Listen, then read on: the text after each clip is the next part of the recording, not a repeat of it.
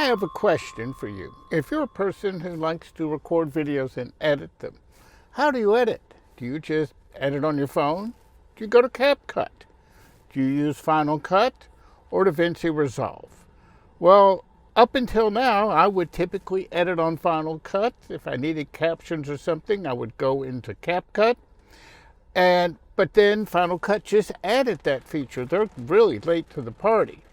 I like the magic mask and the new auto mask features on Final Cut, but I will tell you that new auto mask feature really drains a lot of resources. I'm on, and granted, it's only an M1. I guess you need an M4 or a stronger processor for that.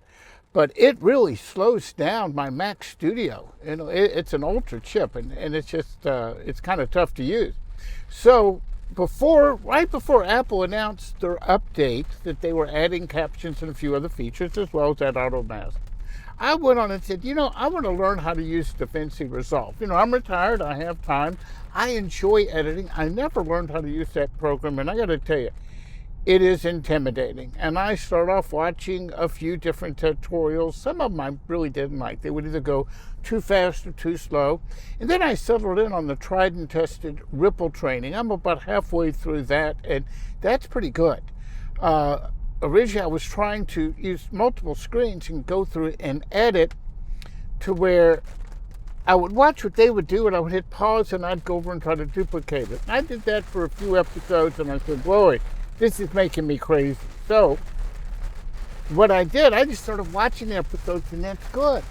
And then when on other topics, I would go into YouTube. But I got to tell you, you can get into information overload.